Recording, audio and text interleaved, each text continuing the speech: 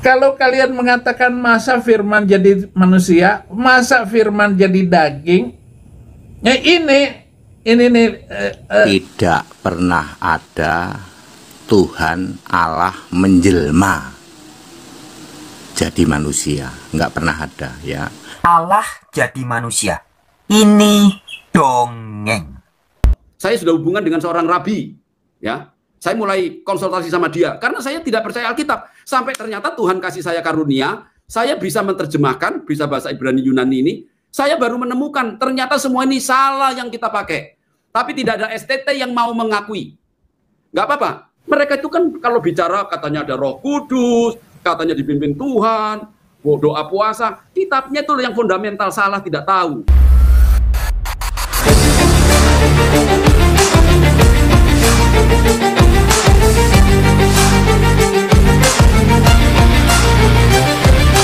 Assalamualaikum warahmatullahi wabarakatuh.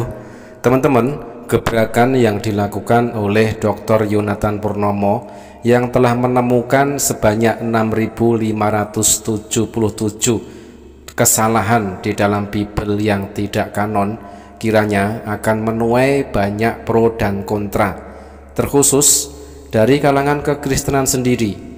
Pasti akan menuai banyak pro dan kontra. Dan kemarin kita sudah bikinkan sebuah video ya, video reaction dari statement pendeta Ezra Soru yang menjawab pertanyaan dari jemaatnya, tetapi masih tetap saja ngambang, tidak ada kejelasan. Dan kita tampilkan juga video dari Dr. Yonatan Purnomo ini yang telah menemukan sebanyak 6.577 kesalahan di dalam Bible. Kita menunggu pendeta Ezra Soru menanggapi dan memberikan komentar terhadap temuan dari Dr. Yonatan Purnomo tersebut. Dan kesempatan kali ini kembali kita temukan Saifuddin Ibrahim sok-sokan mencomot dalil ayat Al-Quran, tetapi justru membuktikan kebodohan dari Saifuddin Ibrahim sendiri ketika dia mengatakan bahwa Allah itu adalah pohon. Dan sudah kita jawab di dalam video sebelum ini ya, bisa kita lihat thumbnailnya yang ini, sudah tuntas kita jawab, kita bongkar kebodohan Saifuddin Ibrahim. Dan kesempatan kali ini kita berharap Saifuddin Ibrahim kita tunggu untuk memberikan tanggapan terhadap temuan dari Dr. Yonatan Purnomo yang telah menemukan sejumlah 6.577 kesalahan ayat Bible yang tidak kanon. Teman-teman, mari kita simak videonya. Kalau kalian mengatakan masa firman jadi manusia, masa firman jadi daging, ya ini nih di dalam Quran kamu itu disebut Allah bisa jadi pohon. Baca baik-baik semuanya ya. Nah, bagaimana Musa menjumpai api itu menyala besar pada sebuah pohon hijau lerek bungin sebelahan dengan lembah itu. Ini di Bukit Torsina. Musa berdiri heran menyaksikan pemandangan tersebut. Maka Tuhan yang menyeru dari arah pinggir sebelah kanan yang diberkati di pohon kayu. Qasas 30. Ibnu Jarir mengatakan, menceritakan kepada kami. Ibnu Waqi menceritakan kepada kami. Abu Muawiyah dari Al-Amshi, Amru ibnu Murrah, Abu Ubaidah, Abdullah mengatakan bahwa ia pernah menyaksikan pohon yang Musa diseru darinya. Jadi pohon itu bisa ngomong. Kata pohon ini, "Hei Musa, aku ini adalah Allah penguasa alam semesta," katanya. Pohon aja bisa ngomong, coba.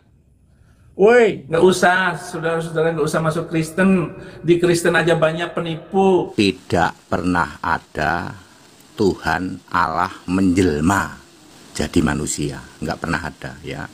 Saya Pendeta Henry Tandianta, Master of Bibliology Studies, meluruskan semua itu harus back to the scripture, kembali ke Alkitab. Tidak pernah ada Tuhan atau Allah menjelma jadi manusia. Itu karangannya para RM Catholic dan para PDT ya, pendusta-pendusta dari Tritunggal Maha Sesat itu ya. Ayat Alkitab menulis Allah dibentuk, Yesaya 43 ayat 10.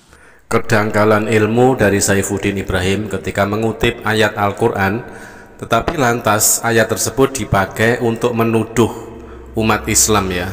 Dia tuduh Allah itu katanya adalah pohon. ketika dia mencari remis, ketika dia mengajarkan ajaran ataupun doktrin di dalam agamanya, Tuhan menjelma menjadi manusia. Nah, disitulah dia mengutip ayat Al-Quran tersebut untuk mencari remis. Dan sudah kita jawab tuduhan dan juga kebodohan dari Saifuddin Ibrahim di video sebelum ini, teman-teman ya. Bisa kita tengok di thumbnail yang ini. Kita jawab tuntas, kita bongkar kebodohan dari Saifuddin Ibrahim itu berdasarkan ayat Al-Quran yang dia comot, dan juga berdasarkan dalil-dalil di dalam Bible kepunyaan Saifuddin Ibrahim, yaitu Biblos, melalui statement dari Pendeta Henry Tandianta dan juga statement dari Pendeta Frans Donal yang mengatakan bahwa ajaran ataupun doktrin yang mengatakan bahwa Tuhan menjelma menjadi manusia itu adalah ajaran dongeng. Nah, kini saatnya Saifuddin Ibrahim kita tampol memakai fakta dan realita, yaitu temuan dari Dr. Yonatan Purnomo yang telah menemukan sebanyak 6.577 kesalahan ayat di dalam Bible yang tidak kanon. Nah, Saifuddin Ibrahim, silahkan ditanggapi. Daripada ente mengutip dalil-dalil ayat di dalam Al-Quran lalu ente plesetkan, ente pelintir-pelintir. Nah, lebih baik ente itu, Din, ya, belajar Biblemu sendiri yang ternyata banyak kesalahan-kesalahan di dalamnya. Pakai Sinaiticus ingin supaya Anda yang tampil lebih utuh ya. Oke, silakan. Nah, kalau mau pakai Sinaiticus, kenapa tidak pakai perjanjian lamanya, pakai Septuaginta? Kenapa Tobit, Yudit, dan macam-macam dibuang? Berarti kan nggak jujur ini, cuman dipilih-pilih, yang dia suka diambil, yang tidak suka dibuang. Jadi saya bilang ya, Ortodok dan Katolik itu yang betul, itu yang pakai kanon. Makanya saya itu, kalau saya belajarnya sumbernya cuman dari STT yang dari Barat, saya tidak akan menemukan ini. Saya menemukan ini karena waktu itu, Dr. Joshua Tewo, waktu itu saya itu kan sekolah di STTI Surabaya. Nah, itu banyak ayat-ayat yang bertentangan saya baca. Saya hampir saja meninggalkan Tuhan loh.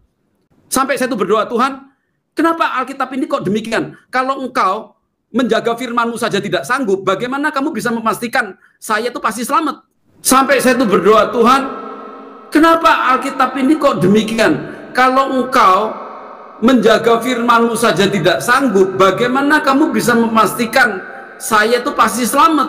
Saya waktu itu sudah mulai mikir-mikir mau pindah ke Yudaisme. Saya sudah hubungan dengan seorang rabi, ya. Saya mulai konsultasi sama dia karena saya tidak percaya Alkitab. Sampai ternyata Tuhan kasih saya karunia, saya bisa menerjemahkan, bisa bahasa Ibrani Yunani ini. Saya baru menemukan ternyata semua ini salah yang kita pakai.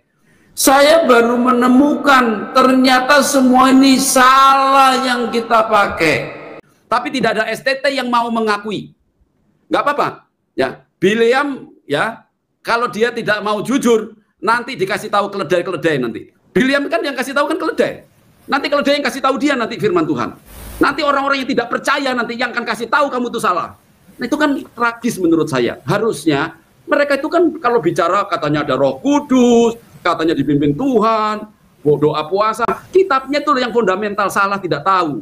Kitabnya itu yang fundamental salah tidak tahu. Bagaimana itu nanti tanggung jawabnya ya? Orang-orang yang sudah mengkhotbahkan dia sudah mati. Bagaimana dengan orang-orang yang sudah mendengarkan khotbah-khotbah yang salah, orangnya sudah mati?